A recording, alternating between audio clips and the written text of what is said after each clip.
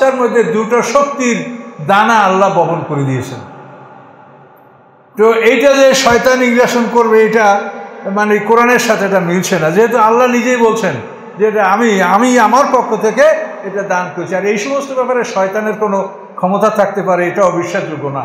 তো এই জন্য আল্লাহর কোরআন যেটা বলছে ওটাই, যে জন্মগতভাবেই প্রত্যেকটা শিশু এই দুইটা জিনিস লাভ করে থাকে, ফুজুর এবং তাকওয়া।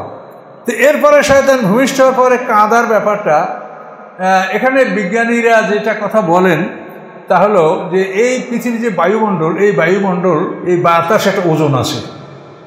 একটা মানুষের পূর্ণাঙ্গ দেহে 16 মণ বাতাসের চাপ পড়ে, কিন্তু আমরা তো কিছুই মনে করি না। তার মনে না করার কারণ হলো যে আমাদের ভিতর বা সব জায়গায় বাতাস, এই জন্য আমরা মনে করি না।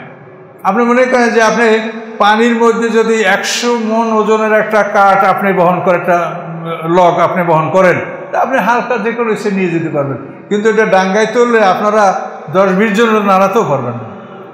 তাহলে এই একটা জিনিস পানির মধ্যে থাকার কারণে এরকম হয়ে গেল। ঠিক আমরাও ওই বাতাসের মধ্যে, অক্সিজেনের মধ্যে থাকার কারণে আমাদের মানে একটা স্কোয়ার ইঞ্চি জায়গার মধ্যে অন্তত 14 পয়েন্ট বাতাসের চাপ, কিন্তু এই চাপটা আমরা অনুভব করি না, যেহেতু আমাদের ভিতরে বাতাস আছে, বাইরে বাতাস আছে, আমরা বাতাসের মধ্যে ডুবে আছি, অক্সিজেনের মধ্যে ডুবে আছি, এই জন্য আমরা এই ওজনটা অনুভব করি না। কিন্তু শিশুরা যখন ভূমিষ্ঠ হয় তখন ওরা মাতৃগর্ভ থেকে পৃথিবীতে আসার সাথে সাথে এই যে বাতাসের চাপটা শিশুর দেহে পড়ে, এই চাপের কারণেই শিশু কাঁদে। এটা হতে পারে যুক্তিসঙ্গত, তবে আমরা তো এ সম্পর্কে চূড়ান্ত জ্ঞান আমাদের নাই। তো এভাবেই শিশু কাঁদে। তো এখন এই শিশু কান্নার কারণে তার হৃৎপিণ্ডটা স্টার্ট হয়। শিশু না কাঁদলে হৃৎপিণ্ড স্টার্ট হবে না। এই জন্য দেখবেন যে শিশু ভূমিষ্ঠ হলেই ওই নার্সেরা কিন্তু শিশুকে কাঁদাবার জন্য চেষ্টা করে, যেন কাঁদে। না কাঁদলেই কিন্তু ও ডাল ব্রেনই হবে, বাঁচলেও ওর ব্রেন ভালো হবে না।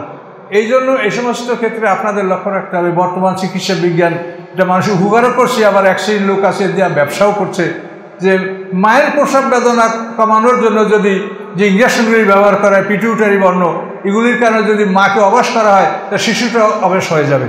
শিশু অবশ হয়ে গেলে এই শিশু ভূমিষ্ঠ হওয়ার পর সাথে সাথে কাঁদবে না, এবং সাথে সাথে না কাঁদলেই এই শিশুটা দেখেন এটা ডাল ম্যারিড হয়ে যাবে। এটা ভালো, একটা প্রাণ থাকবে, কিন্তু তার মধ্যে কোনো ভালো কাজ হবে না।